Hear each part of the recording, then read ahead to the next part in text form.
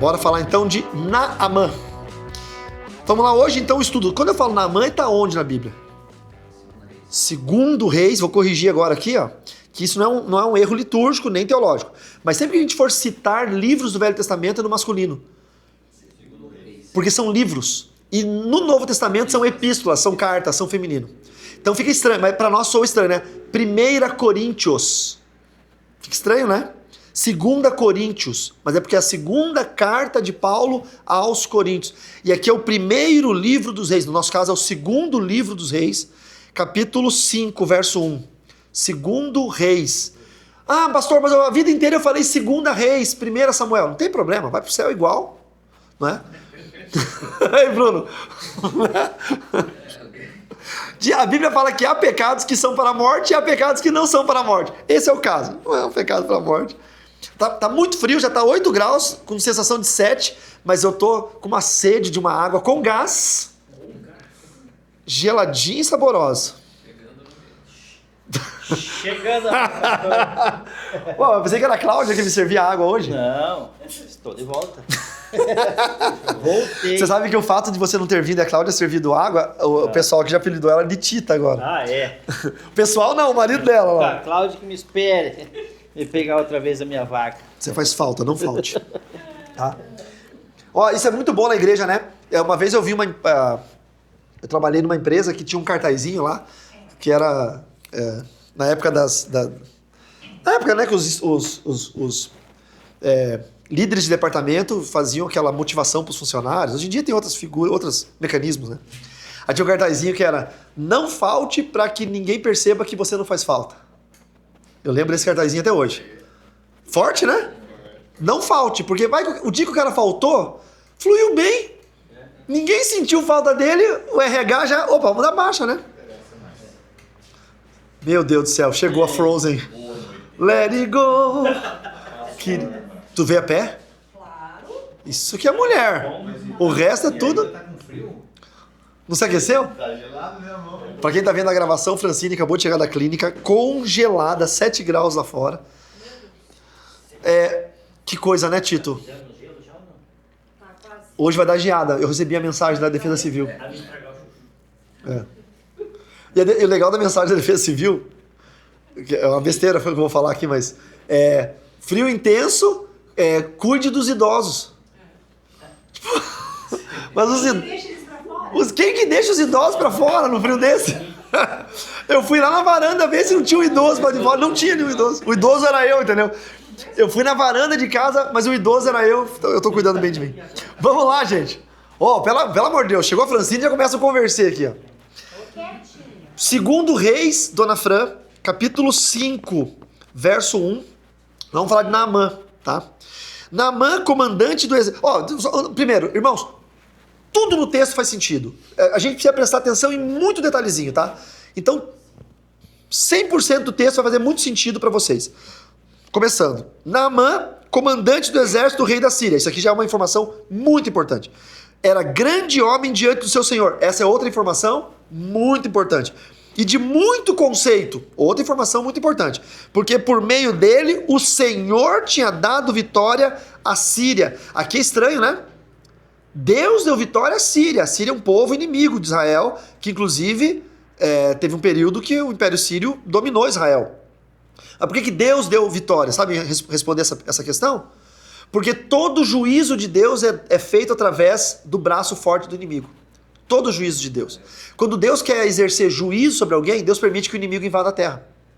Então, se a Síria invadiu Israel, é porque Deus, naquele momento, entendia que Israel estava em pecado, e Deus tirou de Israel a sua proteção e permitiu que a Síria dominasse.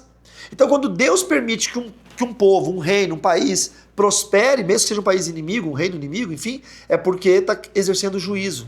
Tá? A gente tem que ter muito cuidado nos dias de hoje. A gente não vive mais no Velho Testamento, então nós vivemos na graça. Essa espécie de juízo não acontece mais, tá bom? Não vão achar que o meu concorrente ganhou a licitação e eu perdi. Não, é porque Deus está exercendo juízo sobre mim. Não. Esse tipo de juízo não existe mais para nós. Foi no período do Velho Testamento. Talvez porque o seu produto não era tão bom, o seu preço não era tão bom, ou enfim, N fatores da vida. tá? Mas não se culpe religiosamente, espiritualmente, por algo de ruim que porventura possa acontecer. Agora, claro, tá quente? Não, barulho. É, calma. Ó, gente, aí nós vamos ter que tomar uma decisão muito séria. Barulho ou clima. Vocês têm que escolher o que vocês querem. É? Não, Quer desligar os dois? Não, pode desligar os dois. esse aqui, ó. Eu imagino os irmãos do Nordeste assistindo e falando, por que eles estão... ar-condicionado quente. No sul do Brasil, o ar é quente e frio. E o ar quente está fazendo um barulho, que talvez vocês não estejam ouvindo, mas a gente está... Quer desligar isso também, Tito? Não, esse não, só esse aqui. Pode, por mim, pode desligar isso aqui também. Não, tá bom. Certeza? Só se atrapalhar ali. Não me atrapalhe em nada. Então vamos lá, gente. Seguimos. Eu estou no verso 1 ainda. Porque por meio dele o Senhor tinha dado vitória à Síria. Ele era herói de guerra, porém leproso. Anotem isso, irmãos. Herói de guerra e leproso. Aonde em outro lugar do mundo um leproso poderia ser herói de guerra? Só na Síria. Por quê? Porque a Síria tinha o exército comum, tinha o exército de elite, que era chamado exército arameu, tá? Arameu. E dentro da divisão dos arameus tinha a divisão dos leprosos. Quem eram os leprosos? Para a Síria, eram homens doentes e não malditos. Para Israel, a lepra era maldição. Então, um leproso em Israel não poderia viver em sociedade. Vocês lembram bem como é que era o reduto dos leprosos. Você vai ver no cerco de Samaria que os 4 leprosos ficaram para o lado de fora da cidade, e foi um cerco da Síria, inclusive, contra Samaria, quando eles cercaram a capital do Reino do Norte. Os leprosos estavam morrendo de fome porque eles viviam fora das cidades, eles eram proibidos de viver em comunidade. No Novo Testamento, Jesus descendo do Sermão do Monte. O Sermão do Monte acontece em Mateus capítulo 5, 6, 7. Quando termina o 7, no capítulo 8, Jesus está descendo do monte, um leproso chega e a multidão toda se afasta. De onde esse leproso veio? De um reduto fora da cidade, o reduto dos leprosos. Então, o leproso para Israel, para a nação de Israel, é um amaldiçoado. Ele não pode viver em sociedade. Ele perde direito a tudo. Mas na Síria não. Na Síria ele é um doente que, como ele está condenado à morte, ele é colocado na divisão de guerra. Porque, pense, ele já está morto. Então eles lutam com muito mais afinco, eles lutam com muito mais pujança, porque eles já estão mortos. E aí eles se tornam um exército de elite. Porque eles não têm medo da morte. Eles já carregam a morte dentro deles.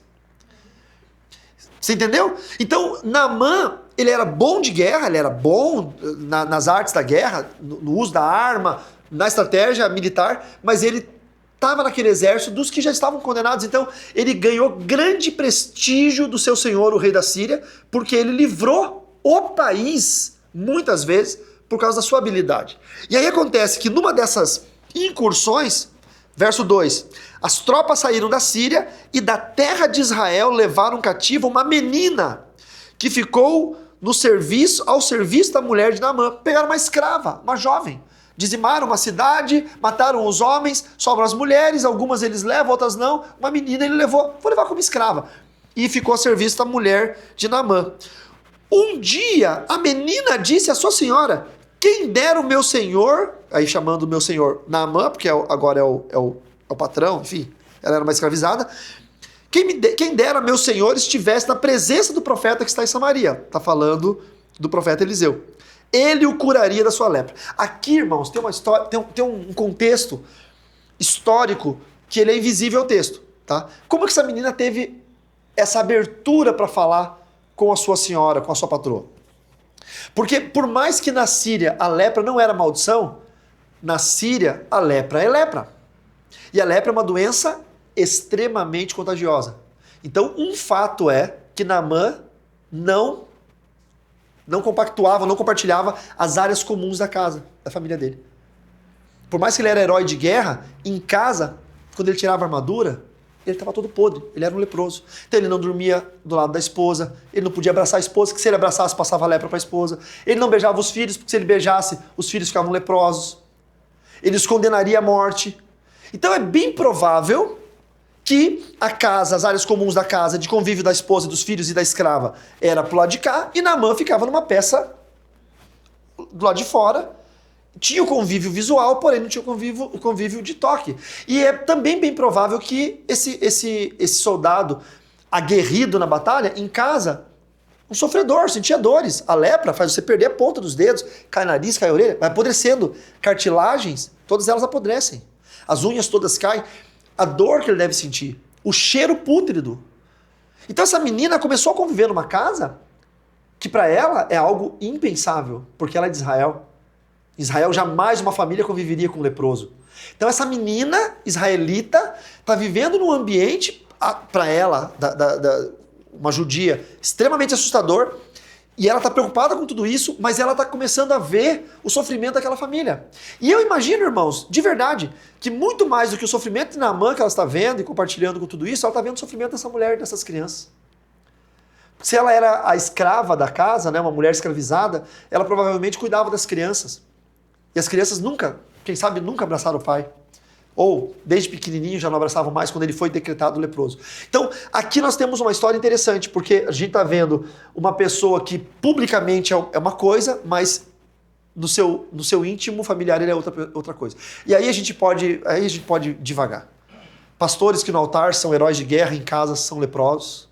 Homens que na empresa são heróis de guerra, mas no seu âmbito íntimo ou naquilo onde os outros não veem, é um leproso. Tem muita gente que aparenta ser um guerreiro, aparenta ser um vencedor, aparenta ter uma armadura, aparenta ser um guerreiro, um herói de guerra, mas lá onde ninguém está vendo, ele está podre. Tem gente que aparenta santidade, mas dentro da casa dele, Deus sabe o pecador que ele é. Aparenta ter uma boa palavra, ter um bom discurso, ter uma boa retórica. Eu sempre falo, não confundam retórica com bênção. Não confundam. Orar em línguas com um sinal de santidade. Não confundam. Quem canta bonito, um cantor, uma cantora, com vida com Deus. Porque tem muita gente que aparenta ser um herói de guerra, mas quando chega no íntimo, onde os olhos do público não estão, é um leproso. Já está condenado à morte. Essa figura de Naamã, para mim, é muito clara. É o falso crente. É aquele que está podre, que fede. A Bíblia fala que aquele que confessa e deixa alcança a misericórdia. Mas a Bíblia também fala que aquele que encobre as suas transgressões, apodrecem-lhes os ossos. Tirando a doença de escopo e colocando a vida com Deus, aquele que tem pecados escondidos, aquele que fala que é, mas não é, aquele que fala que faz, mas não faz, aquele que diz que está certo, mas sempre está errado, ele está apodrecendo. O nosso louvor sobe para Deus como um cheiro suave. A nossa oferta também. Mas e quando nós estamos podres? Qual é o cheiro que Deus sente? Qual é o cheiro que aquela menina sentia dentro de casa?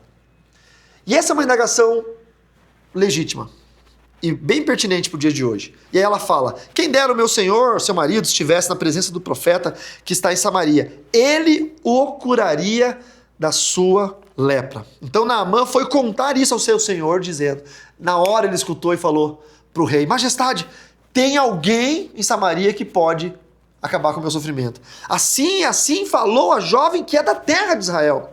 O rei da Síria respondeu, vá, eu enviaria uma carta ao rei de Israel, todos felizes, achamos a cura. Não é? Encontramos a solução. Então Naamã partiu e levou consigo, vejam, 340 quilos de prata, 72 quilos de ouro, 10 mudas de roupa. Isso aqui é muito importante que vocês guardem esses dados, porque num próximo estudo, que Deus me lembre de trazê-lo, né? Giovanni anota e me cobra, ou o Diego, aí que é bom de anotar as coisas, me cobra para dar sequência nesse estudo para pegar a parte do Geazi depois. E depois tem um terceiro estudo que é a segunda parte do Geazi. E aí nós vamos, a Bíblia inteira estudando. Levou também ao rei de Israel a carta que dizia, olha a carta, irmãos, aqui é o problema da interpretação, tá? Tão logo esta carta chegar a você, saiba que eu enviei Naamã, meu servo, para que você o cure da sua lepra. A hora que o rei de Israel acabou de ler a carta, rasgou as suas roupas em sinal de medo e disse, por acaso sou Deus com poder de tirar a vida ou dá-la para que este envie a mim um homem para o curá-lo de sua lepra? Como vocês podem notar, e ver ele está procurando um pretexto contra mim. O que o rei de Israel pensou? Pronto, ele mandou, é uma armadilha, ele mandou esse leproso. O que a gente... Eu fico imaginando o rei falando com os conselheiros dele, né? O que a gente faz com o leproso? A gente chuta pra fora e o cara mandou o leproso aqui dentro. Você entendeu? É claro que é um pretexto pra guerra. É claro que é mais um pretexto para ele poder levar para os seus aliados de guerra, dizendo, gente, vamos atacar Israel de novo, olha o que ele fez com o meu general. E aí, verso 8, as notícias sempre correm rápidas no reino de Deus, né? O reino de Deus, hoje traduzido pelo nome de igreja, é o antro das fofocas. A minha esposa falou uma frase tão bonita essa semana que eu gostei demais. Ela disse que a pessoa que gosta de fofoca é porque a vida dela é tão miserável que ela tem que ficar olhando para a vida dos outros. Aquele site, o Fuxico Gospel. Cara, entendeu? Não sei se vocês leem o Fuxico Gospel, parem de ler, por favor. Porque é muito... Ficar olhando a vida dos outros é deprimente. Eu sei porque um amigo meu saiu no Fuxico Gospel ontem, e aí ele me mandou e falou, Ribas, o que você achou? Eu falei, cara, primeiro eu aprendi uma coisa com um homem de Deus muito sábio, que ele disse, nunca se preocupe com o que falam de você, se preocupe com quem falou. Se a pessoa que falou de você é um desqualificado, não importa o que ele falou. Só os imbecis vão dar ouvido a eles. Agora, se a pessoa que falou de você é uma pessoa qualificada, você tem que se importar com o que ele falou, porque provavelmente ele tem razão. E é isso. Fui olhar de quem falou, do meu amigo, um desqualificado. A gente que estuda saúde mental, o olhar de fundo, percebe que ele tem um certo desequilíbrio mental. Mas hoje em dia a internet é o lugar que dá voz aos imbecis, né? A gente tem que tomar muito cuidado com a internet. E aí, a igreja é o lugar da notícia rápida. Logo chegou a notícia na casa de Eliseu. Quantos metros era a casa de Eliseu do palácio? Provavelmente era longe. O profeta não ficava perto do palácio porque o rei não gostava do profeta. Mas alguém correu contando. Sabe o que aconteceu no palácio? Chegou um leproso, o rei rasgou a roupa, não sei o quê. E aí, verso 8. Mas quando Eliseu, homem de Deus, ouviu que o rei de Israel havia rasgado as suas roupas, mandou dizer ao rei, por que o senhor rasgou as suas roupas? Deixe-o vir a mim, e ele saberá que há profeta em Israel. Irmãos, essa aí é a frase que você tem que ter no seu coração. É isso aí, entendeu? Isso é o crente de verdade. A diferença do falso crente com o crente de verdade, não é? Tá com medo de quê? Me perguntam muito quando eu vou dar aula, né? Como é que eu faço para saber se eu tenho ministério de libertação? Minha resposta é sempre a mesma. Quando alguém grita na igreja, caiu ali um endemoniado, você corre até ele para expulsar ou você corre dele que você tem medo? Se você falar, eu corro para expulsar, tu tem chamado. Se você corre que tem medo, você não tem chamado. É simples. Quando dá um problema, o crente de verdade, ele fala, manda vir aqui, vamos resolver. O crente meia boca, não vou falar que é um falso crente, mas o crente meia boca, ele vai dizer, Senhor, olha o que está acontecendo. Eu tenho tanta experiência sobre isso. Uma vez eu fui em Minas Gerais pregar num congresso de batalha espiritual, e aí fui pro hotel, daí tomei banho e tal, fazendo uma chamada de vídeo com a Fran, orando, daqui a pouco batendo na porta do hotel, já era 00:30, 1h da manhã. Eu pensei, é Satanás, né? 1h da manhã bater na porta do hotel. Aí abri, eu de pijama, você abri só uma gretinha assim pra ver quem que tava ali, o pastor branco, pálido. Falei, o que aconteceu, pastor? Pelo amor de Deus, eu já pensei. Não, homem de Deus, tu tem que vir comigo. Fizeram uma macumba na porta da minha casa. E fizeram porque você tá aqui fazendo o congresso de libertação. Isso é uma retaliação. O diabo se levantou, o inferno se levantou na porta da minha casa. Falei, e o senhor fez o quê? Não fiz nada, eu voltei. A casa é tua, varão. Repreende, joga no lixo. Não. Eu trouxe você, tu vai repreender ela. Falei, tá, vamos lá. Tá, vou eu trocar de roupa. Aí vou eu no carro, e ele falando, e eu só ouvindo. Daí no carro ele falou assim, e tem 2 taças e não sei o quê, e a minha sogra que é profeta, minha sogra tem dom de visão. Entendam bem, dom de visão. Não é dom de visão. É dom de visão, porque na Bíblia não existe dom de visão. Pode procurar na Bíblia inteira. Dom de você ter visões espirituais, não existe na Bíblia, pode procurar, não tem. Aí ele falou, tem 2 taças lá e tem 2 papéis embaixo, um embaixo de cada taça. E a minha sogra, que tem dom de visão, já viu que é o meu nome e o nome da minha esposa. É um trabalho para destruir meu casamento. Eu falei, bom, tá resolvido então. A cena já tá mapeada, o CSI Isso, já chegou lá, que é a sogra dele, Já fez o raio que é a irmã ela era irmã da Só Senhora Deus, sei lá, o CSI já chegou, já teve a revelação. Cheguei lá, irmãos, eles moravam numa esquina. A porta da casa deles, o portão da casa deles era aqui. A macumba tava na esquina, não tava na porta da casa dele. Alguém fez uma macumba numa encruzilhada. Então, já... Agora, se for na porta, entrou no seu quintal, botou na porta, aí tudo bem. Opa, botou na esquina, rua pública. O macumbeiro podia ter ido lá numa encruzilhada, lá no interior, estrada de chão, com trilho de trem, poderia, mas hoje em dia os macumbeiros não são mais fitness. Antigamente os macumbeiros mais fortes, mais musculosos, hoje em dia os macumbeirinhos pequenininhos, gordinhos, tudo acima do peso. Eles não estão conseguindo carregar muita macumba, então eles estão fazendo macumba de dar. Aí eu cheguei lá, olhei de fato, né? Tinha uma champanhezinha, eu não bebo, espumante, qualquer coisa assim. Tem um outro nome pra isso. Cidra Cerezer. Você sabe que o dono... Não deu, vamos fazer as compras. Eu vou pular essa. Não, eles pegaram que veio, o macumbeiro pegou a que veio na cesta de Natal. Isso. Que veio Aí tinha uma espumante lá, não sei o nome, e 2 taças de fato e 2 papeizinhos embaixo e mais alguns outros elementos. Aí eu peguei, orei, repreendi em nome de Jesus, vou desfazer. Né? Só que eu já olhei pra taça, eu já sabia o que tinha embaixo. O QR Code do preço. Não existia van naquela época. Você compra, vem uma etiquetinha do preço. Entendeu? Coladinho embaixo. Você compra, você tem que tirar. Mas um macumbeiro chinchilento, mas de péssima qualidade, não tirou nem etiqueta. Por isso que eu desfiz a macumba, porque nem o santo aceitou. O santo não aceitou. Não, a entidade não recebeu. A entidade olhou e falou assim, Cerezer, pô. Aí eu peguei, eu já tava, o cara me tirou 1h da manhã do hotel, eu tava de pijama pra dormir. Falei, não, eu vou ter que dar o troco. Quando eu peguei a taça, joguei assim e olhei e falei, nossa. Falei, meu Deus. Aí a sogra já começou. Olhou embaixo da taça, tava lá o nome, Nádia Figueiredo. Não, tava escrito 8,90. E daí a velhinha já começou, querida, entrou no manto, e a mulher do pastor já abraçou ele, começou a chorar, e já começou a descobrir quem que tinha colocado o nome. Não, porque eu sei que foi fulana, que saiu da igreja, porque a família dela é uma macumba. Eu falei, calma, gente, calma, é só a etiqueta do preço, ó, 8,99. Aí eles meio que respiraram assim, aí eu peguei as macumbas ali que eu já tinha desfeito em oração, agora só é produto.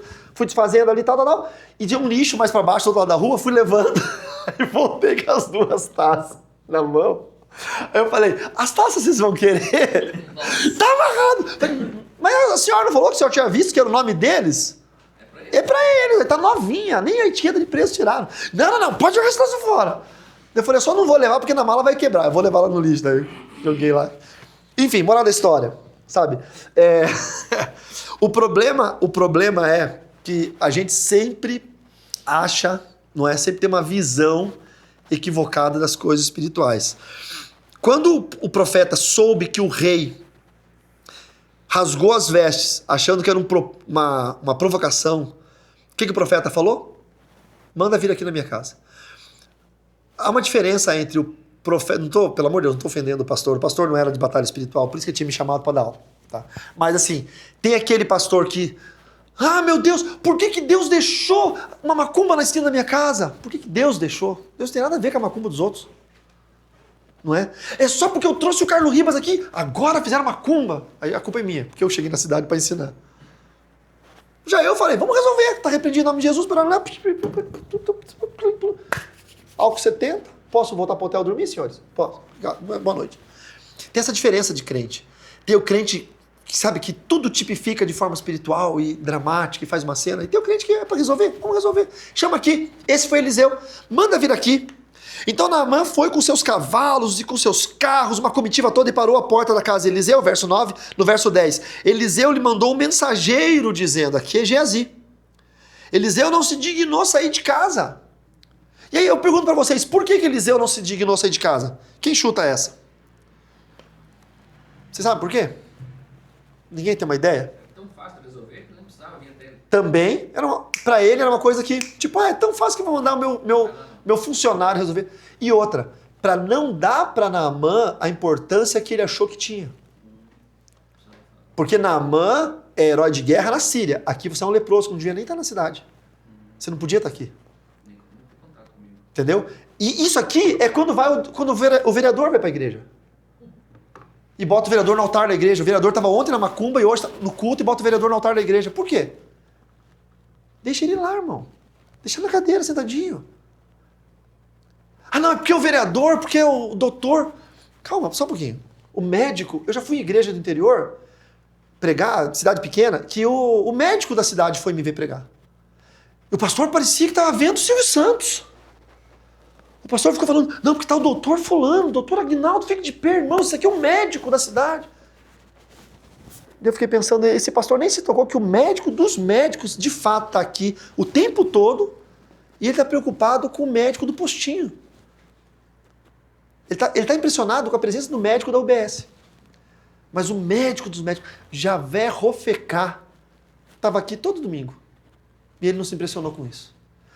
Quando o profeta Eliseu mandou Geazi dar as instruções para Naamã, e de fato eles não fizeram absolutamente nada, foi só uma instrução.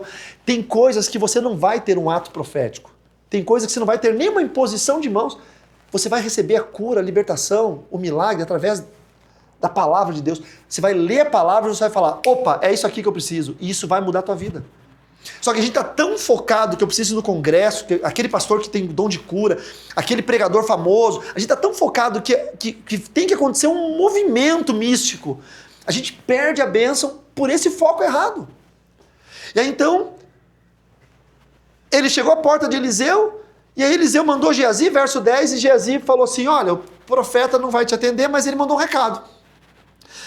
Vai, lave-se 7 vezes no Jordão e a sua carne será restaurada e você ficará limpo. Virou as costas e entrou na casa. Naamã ficou indignado e foi embora. Está no verso 11. Dizendo, eu pensava... Irmãos, olhe para mim aqui, por favor. Muito cuidado com o que você pensa. Muito cuidado com o que você acha que tem que ser na igreja.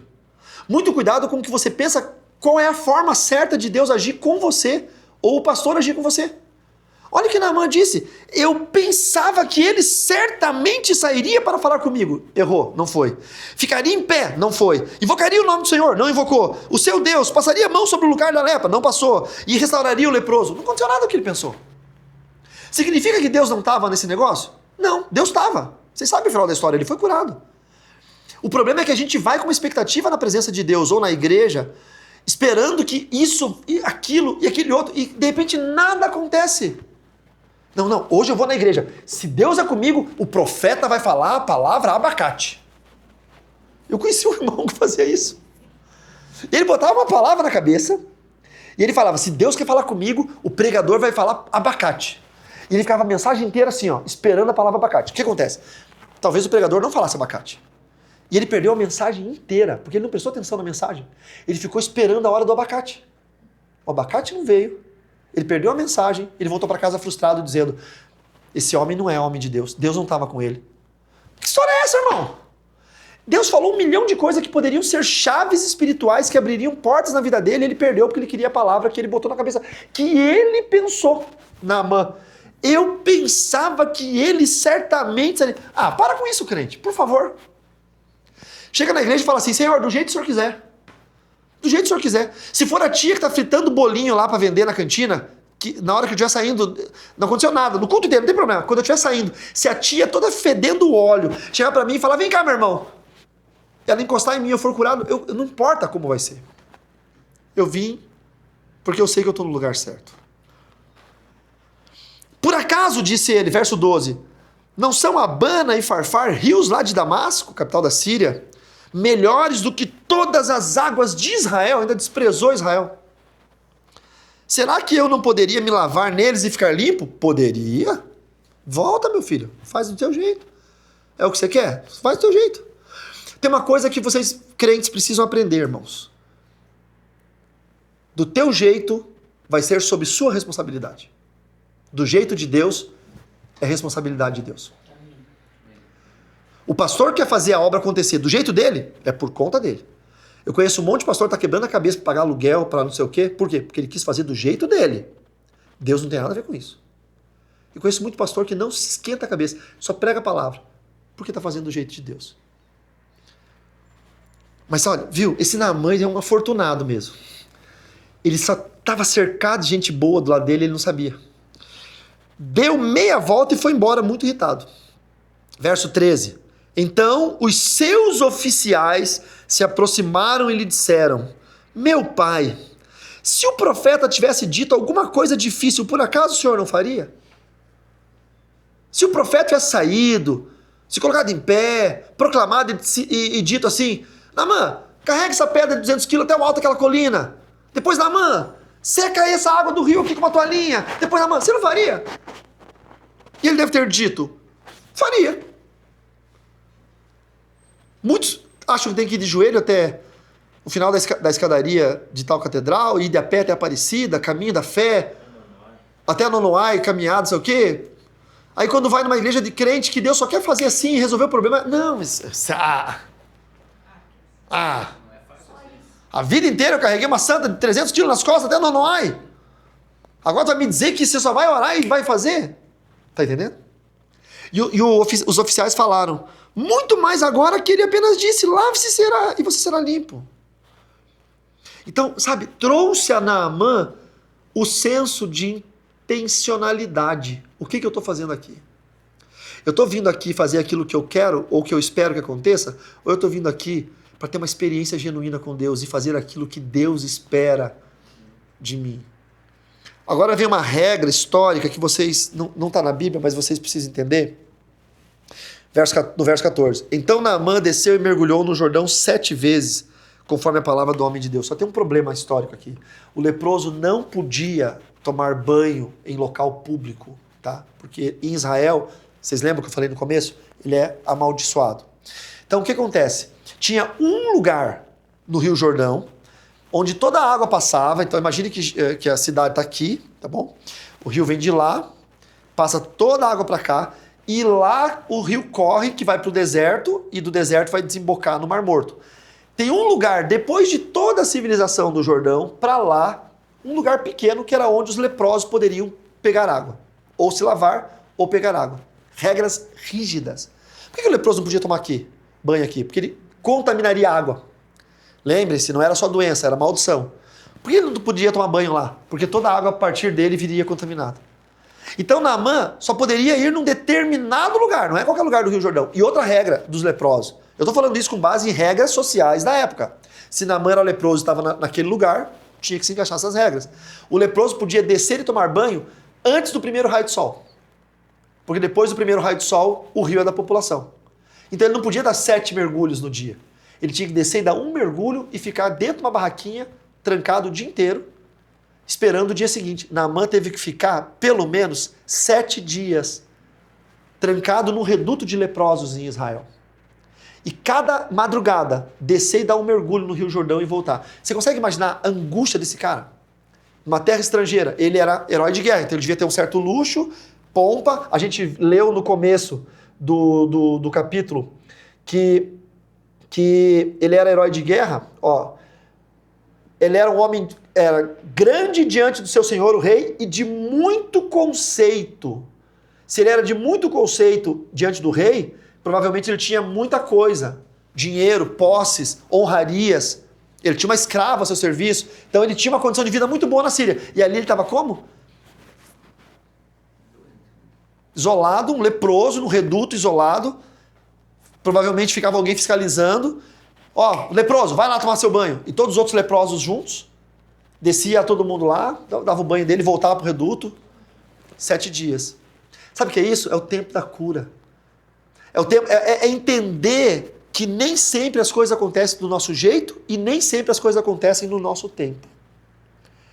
É entender que por maior que eu seja na sociedade, por mais rico que eu seja, por mais douto, por mais político, maior cargo, não importa quem eu seja, o tempo dentro, a minha existência no tempo, dentro do reino de Deus, é diferente. Tem gente que não vai, sabe, eu não concordo com isso, irmãos. O ator da Rede Globo se converteu, daqui a um mês já é pastor na igreja. O funkeiro se converteu, já é cantor gospel no louvor da igreja. O jogador de futebol se converteu, já é pregador na igreja. Glória a Deus por todos eles que se convertem. Glória a Deus. A minha questão não é sobre isso. A minha questão é sobre colocá-los no altar sem maturação, sem ter passado pelo teste do tempo. O apóstolo Paulo diz para não impor as mãos sobre o neófito, o novo na fé, para que ele não se ensoberbeça e caia na acusação do diabo. Por que tem tanto escândalo nas igrejas hoje? Você vê pouquíssimos escândalos com pastores de carreira, pastores que foram de cedo na igreja, seminário, blá. E você vê muito escândalo com esses pastores novos. Não é? O caso daquele marido, daquela cantora que foi acusado de abuso de menor nos Estados Unidos, já tinha tido uma acusação de abuso de menor em 2020. Aí depois, em 2024, 2025, outra acusação. Não é? A filhinha levou as amigas para a noite do pijama em casa, o cara abusou de uma amiga da filha. Ah, mas não sei o quê. Gente, pelo amor de Deus, o cara era chamado de pastor. Era o marido da cantora. Não, marido da cantora não serve, é ruim para os negócios. É pastor. Porque a cantora é famosa. Então, o marido da cantora, que é um cabide, a famosa é ela ganha dinheiro, o cara não usa ninguém, como é que vai ser? Pô, tua mulher te sustenta. Não, eu sou pastor. Esse é o problema. Foi pra barraquinha, ficou no reduto dos leprosos, acordou de manhã cedo, tomou um banhinho, voltou pra barraquinha e ficou o dia inteiro pensando sobre quem ele é. Se ele tivesse descido, irmãos, pulado 7 vezes e na 7ª saído curado, voltava para a Síria adorar os deuses da Síria. Era perigoso ele falar bem assim, olha, os deuses da Síria me curaram em Israel. Como muitos católicos doentes, quando são curados pelo poder da oração da igreja evangélica, vão lá com a santinha na missa agradecer a santa, achando que foi a santa que curou eles. A história do meu pai na fé, o Dili, tinha um vizinho que estava com câncer, que era um relojoeiro, e o Dili fez campanha, orou por esse cara, ia todo dia na casa dele orar por ele. Todo dia, pregou a palavra todo santo dia para ele, orou por ele todo dia, movimentou a igreja tradicional, não era de fazer campanha, ele criou campanha de oração na igreja. O Dili foi nas igrejas da mesma convenção pedir oração por esse vizinho, que era um senhor já de idade. O Dili foi na igreja batista, presbiteriana, metodista, o Dili foi na quadrangular, o Dili foi na assembleia, porque ele era livreiro, ele conhecia todo mundo das igrejas, pediu oração por esse senhor, e todo dia ele ia lá, orava por ele, ungia ele, lia a Bíblia para ele, o velhinho se converteu e foi curado de um câncer de estado terminal. Acordou bom, foi curado. Domingo ele foi na igreja dar testemunho da cura e ia entregar a vida dele para Jesus e ia declarar que Jesus era o Senhor. No sábado chegaram as irmãs da igreja católica Santinha e disseram assim, sabe por que o senhor foi curado? Porque nós fizemos uma missa e rezamos 1/3 pelo senhor. Sabe o que o velhinho disse? Graças a Deus e a Nossa Senhora que vocês vieram hoje. Porque amanhã eu já ia virar crente. Que bom que foi a santa então. Então foi a santa, não foi os evangélicos, não foi os crentes. Você entendeu? É isso que eu quero falar para vocês, irmãos. Às vezes demora para curar a lepra. Mas é porque o mais importante não é a lepra que vai ser curada em você. O mais importante é a tua alma ser salva. Tem muita gente que é curada da noite pro dia e volta para bebida, volta para prostituição, volta para droga, volta para o pecado. E aí você pergunta, mas por que eu oro tanto por ele e ele não é curado? Não é, o corpo vai voltar para o pó como era. O corpo é perecível. De que vale para Deus curar o corpo e mandar você para o inferno? Não vale nada. Naamã tomava o banho dele, voltava para a barraquinha dele e ficava lá com ele mesmo. Eu acho que é insuportável você ficar com você mesmo. Você já fez reclusão assim? Eu já fiz. Uma vez eu estava passando por um período muito difícil na igreja, com obreiros, com liderança, fiz uma campanha. Foi o primeiro ano que eu fiz os 7 dias de jejum, depois virou costume do nosso ministério fazer na primeira quinzena do ano, fazer 7 dias de jejum. Eu fui para a igreja e eu fiquei recluso na igreja jejuando. Eu dormia no altar da igreja, eu levava um edredom, levava um cobertor, um travesseiro, e eu dormia no altar da igreja, na madeira assim do altar da igreja. Até a vizinha achou que eu estava brigado com a Francine, porque ela me via às 6 horas da manhã voltar para casa com o travesseiro e com o edredom, e a vizinha, que é a irmã da assembleia, começou a falar para os irmãos, o pastor deve estar de mal com a pastora, porque está dormindo na igreja. Não sei se eles não têm o hábito de orar, mas eu tinha. Naquela época eu estava orando na igreja, e como é difícil você ficar sozinho com você mesmo. Porque eu não levava o celular, não levava nada, eu ia para a igreja com a minha Bíblia, e sentava e o sono não vinha, e eu orava, aí cansava de orar, eu sentava, olhava para a parede, lia um pouco da Bíblia, cansava de ler a Bíblia, cansava de orar, e eu ficava olhando para a parede. Aí eu pegava o violão, tocava uma canção, cansava de tocar o violão, cansava de orar, cansava de ler a Bíblia, e aí eu descobria como é ruim você ficar com você mesmo. Porque nós somos seres sociais, a gente gosta perto das pessoas, de olhar as pessoas. E é insuportável quando você descobre que você é insuportável. Estou falando sério. É transformador. É disruptivo. Naamã dava um pulinho na água, voltava para a barraquinha com ele mesmo. Eu daria tudo para saber o que ele pensou nesses 7 dias. Eu daria tudo para ler o manual, ou como é que chamava? O diário de Naamã. Eu poderia escrever um livro sobre isso, imaginar o que ele falava cada dia. O diário de Naamã. Desceu na água, voltou, hoje não deu certo. Está muito quente aqui dentro, acho que eu vou abrir a porta da barraquinha. Estou suportando, estou sufocando. Eu acho que não vai dar certo. Sabe se é verdade que esse profeta cura as pessoas mesmo? Eu nem vi esse profeta ainda. Sabe se eu estou fazendo certo? Sabe se eu não tinha que ficar mais 2 segundos embaixo d'água? Hoje eu não cobri a cabeça, fui só até os ombros. Sabe se eu não tinha que ter afundado completamente? As dúvidas começam. No dia seguinte ele vai. E no dia seguinte ele vai. E no 7º dia, ele ainda todo leproso, talvez doendo mais, talvez coçando mais, talvez um pedaço novo caiu. Ele desce pensando, é agora ou nunca. E quando ele afunda 100% o corpo e ele levanta, a pele dele é nova, igual a pele de uma criança recém-nascida. Mas ele sai dali muito mais do que curado, queridos. Ele sai dali convertido. Olha o texto. Verso 14. Então Naamã desceu e mergulhou no Jordão 7 vezes, conforme a palavra do homem de Deus. E a sua pele se tornou como a pele de uma criança e ficou limpo. Depois voltou ao homem de Deus, ele e toda a sua comitiva. Veio, pois, e diante dele disse: eis que agora reconheço que em toda a terra não há Deus, a não ser em Israel. Amém? Eu vou terminar aqui, porque agora vem a parte dos presentes. E o profeta não aceita os presentes, mas isso é uma história para um outro dia. Para eu falar o que aconteceu com os presentes, o que aconteceu com a doença, onde que foi parar essa lepra, e, enfim, a história é muito longa, mas é uma história extraordinária. Tem muita coisa dentro dessa história para a gente aprender hoje. Amém? Amém. Você é o rei de Israel, você é o rei da Síria, você é Naamã, você é Eliseu, você é Geazi, quem que você é? Você é o Rio Jordão? Você é a barraquinha? Quem que você é nessa história? Você precisa descobrir quem que você é nessa história. Porque talvez essa história é uma história de multi-personagens.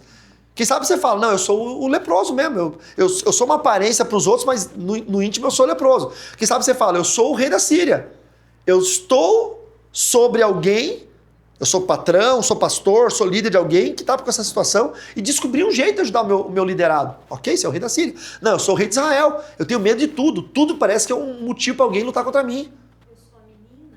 Eu sou a menina escrava que estou vendo alguém leproso e falando, eu tenho solução para o teu problema, eu sei onde é a cura. Os amigos de Naamã que disseram, por que você está desistindo da coisa fácil? Se fosse uma coisa mais difícil, volta e faz. Quem que você é nessa história? Você precisa saber quem você é. A maioria vai querer dizer, não, eu sou Eliseu. Eliseu, bichão. Ha! Curado. Vamos orar? Jesus, muito obrigado por essa palavra. Palavra boa, Senhor. Palavra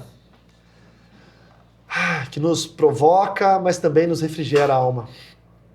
Palavra que nos traz a nossa realidade humana, mas também nos desafia a sermos mais espirituais.